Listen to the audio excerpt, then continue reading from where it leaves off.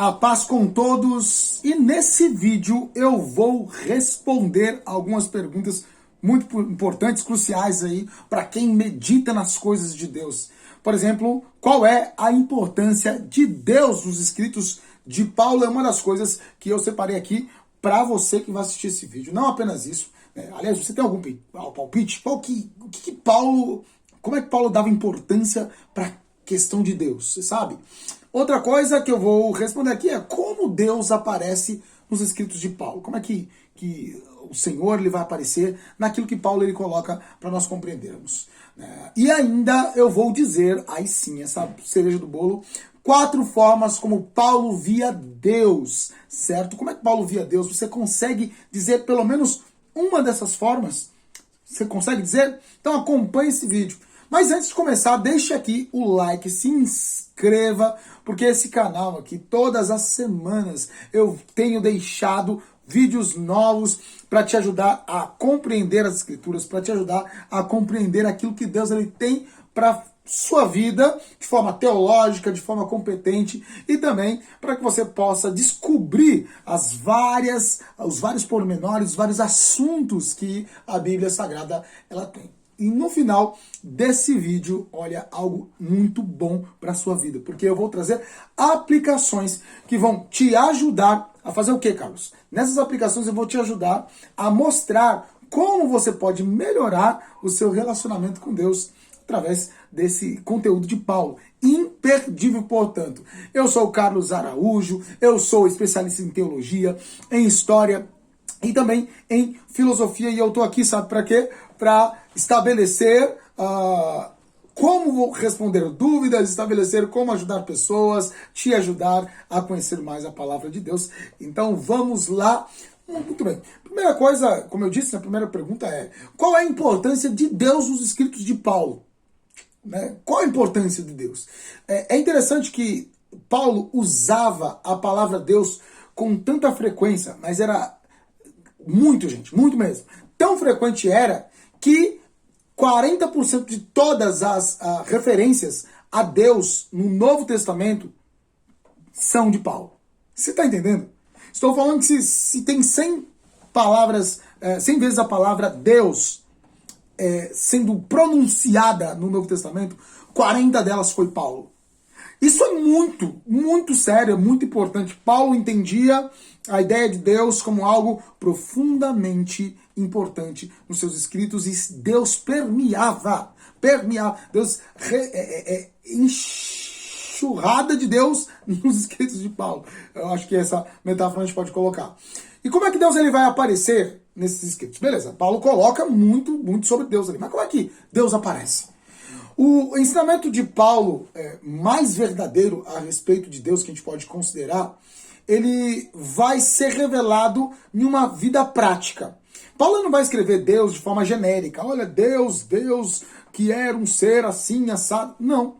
Paulo ele vai trazer Deus dentro da vida da igreja.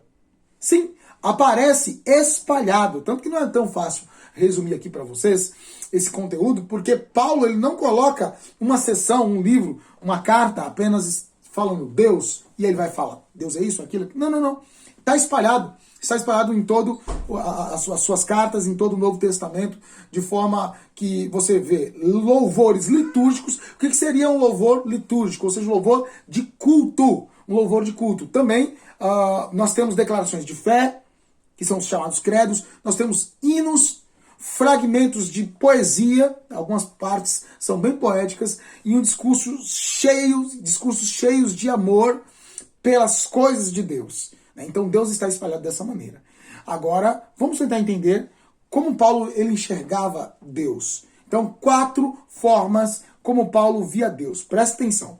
Primeira forma, Deus existe e é isso. Como é que Paulo via Deus? Para Paulo, Deus existe e é isso. Entendi não, Carlos. Como assim? Bem, Paulo como um bom judeu e como os outros autores do Novo Testamento, fora Lucas, todos eles judeus genuínos, né? Paulo não faz nenhuma tentativa, ele não se esforça nem um pouquinho para provar a existência de Deus. E aí você fica imaginando, eu particularmente, como tenho formação em filosofia, e eu tenho que lidar muitas vezes com pessoas que me questionam sobre a existência de Deus. E aí eu vou para os argumentos filosóficos, teológicos sobre a existência de Deus, argumento moral, argumento ontológico, argumento teleológico. Não entendi nada, cara, não entendi nada. Isso aí a gente deixa para outro vídeo. Mas existem argumentos racionais que mostram que é plausível, é inteligente você acreditar, faz sentido você acreditar racionalmente em Deus. Paulo não faz isso. Paulo simplesmente parte do pressuposto que Deus existe. Isso é muito interessante, porque eu, embora tente mostrar para as pessoas que faz sentido que Deus exista, eu não preciso dessas provas racionais da existência de Deus. Realmente, para quem acredita, quem é cristão, na própria experiência, como nós mostramos, nós entendemos que Deus existe, né? Então Paulo, ele não faz nenhuma tentativa para provar a existência de Deus. Ele entende que Deus existe, que criou a humanidade e continua a ter interesse pela criação. E é isso, Deus existe, criou tudo, está aqui no meio. Né? Tanto que lá em 1 Coríntios capítulo 8, versículo 6, está escrito: todavia, para nós há um só Deus. Paulo falando, né? Paulo escreveu Coríntios, a carta aos Coríntios. Todavia, para nós há um só Deus, o Pai, de quem é tudo e para quem nós vivemos, e um só Senhor, Jesus Cristo, para o qual todas as coisas e nós por Ele. Pronto. Deus existe. Segunda visão de Paulo sobre Deus é o Criador de todas as coisas. Deus é o Criador de tudo. Paulo, ele compartilha com os outros autores, assim como os outros autores do Novo Testamento, a visão de Deus como Criador de todas as coisas, absolutamente tudo, né? Tudo que vemos no Antigo Testamento, por exemplo, que fala da origem do universo e de todas as coisas que existem, Deus foi quem criou. E Paulo enxerga Deus como o criador de todas as coisas. Quando você olha lá em Colossenses capítulo 1, versículo 16, está escrito da seguinte maneira: porque nele foram criadas todas as coisas que há nos céus e na terra, visíveis e invisíveis, sejam tronos, sejam dominações, sejam principados, sejam potestades, tudo foi criado por ele e para ele. É claro que Paulo está mostrando aqui Deus na própria pessoa de Jesus Cristo também, reconhecendo Jesus Cristo como Deus. Mas Deus em última instância, porque Deus é um só, como você já aprendeu sobre a questão da Trindade, certo? Então, terceira forma como Paulo vê Deus. Deus se manifesta no mundo. Sem esse papinho de que Deus, ele fez todas as coisas e ficou escondido e tá lá tirando umas férias gospels eternas, né? Tem gente que acha que Deus, ele não podendo fugir da hipótese de que Deus, ele existe de fato, que é uma hipótese muito forte. Então a pessoa vai falar, tá bom, Deus, ele até existe, só que ele não responde oração, não faz mais nada, né? E Paulo fala, não, Deus se manifesta no mundo. Paulo relaciona Deus com o mundo de maneira imanente. O que seria imanente? Ou seja, que se perceba. A imanência é o imanente é aquilo que eu percebo, que convive comigo, pela presença de Deus, que é estabelecida, sabe aonde e sabe em quem? Óbvio, em Jesus Cristo, em carne e ossos e vida nessa terra, de maneira suprema, e também que na sua morte, por nós, mas principalmente na sua ressurreição. Quando você olha lá em Filipenses capítulo 3, versículo 10, Paulo diz o seguinte: quero conhecer Cristo, o poder de sua ressurreição e a participação em seus sofrimentos, tornando-me como ele em sua morte. Quero conhecer a Jesus. E conhecer a Cristo é viver a vida eterna, que é o conhecimento do Pai, né? E o conhecimento dele mesmo. Jesus fala isso lá em João também 17. Ou seja, Paulo consciente disso, que Jesus é Deus, eu e o Pai somos um, né? Que nele habita corporalmente toda a plenitude da divindade, ou seja, Jesus é Deus. Paulo fala conhecer a Cristo. Então, em Cristo, nós podemos conhecer a Deus e Deus se manifesta no mundo. E a manifestação em Jesus, que a gente chama de encarnação, doutrina da encarnação, ela foi o ápice dessa manifestação de Deus. O próprio Deus, feito homem, encarnado, vivendo entre homens mortais, pecaminosos, né? E ele aqui para nos salvar. E quarta e última visão é Deus, de Paulo sobre Deus. Deus é amor imutável e manifestado. Deus é amor imutável, ou seja, que não muda, e manifestado. Paulo, ele se apega em uma convicção, e ele herda isso dos judeus. Ele, como judeu, ele vai herdar lá dos judeus de que o amor prometido por Deus a Israel, esse amor, ele é invencível, e esse amor, ele é certo, e esse amor foi cumprido em nossas vidas através de Jesus Cristo.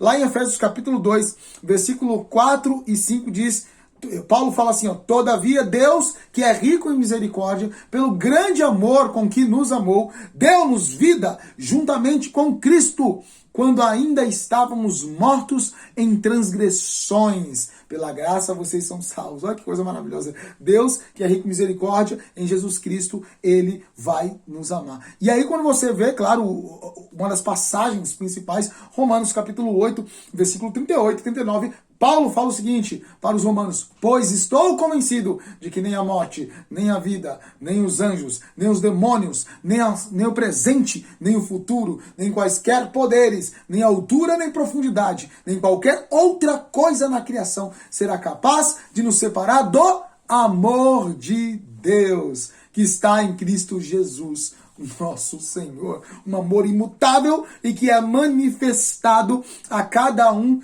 de nós. Então, em resumo aqui, antes de eu te dar já as aplicações aqui para a sua vida espiritual, que vai ser muito abençoada.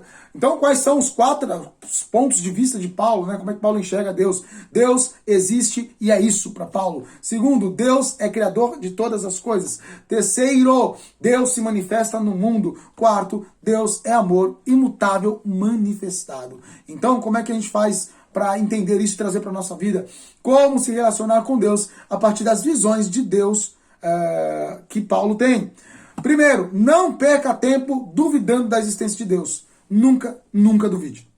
Sabe, se você já acredita, não perde tempo deixando a sua fé ser minada por quaisquer coisas que sejam. Porque, olha, se você realmente crê, se você realmente se relaciona, por mais que algumas coisas tentem solapar a tua crença em Deus, você vai retornar e você vai ver que você só perdeu tempo duvidando. Então não duvide em momento nenhum, não perca tempo duvidando da existência de Deus. Segundo, confie que Deus criou tudo. Ele também, se Deus criou tudo, ele também é o criador da sua nova vida. E a sua nova vida, essa vida que você tem em Cristo, ela está nas mãos de Deus. Melhor lugar do mundo para citar, né? Terceiro, desfrute da manifestação de Deus em sua vida.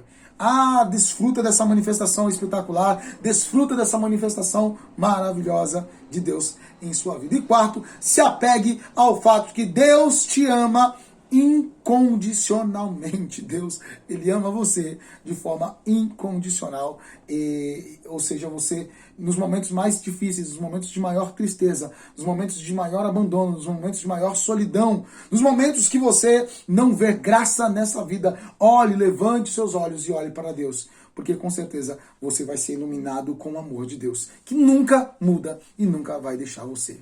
Tá certo? Que Deus abençoe a sua vida.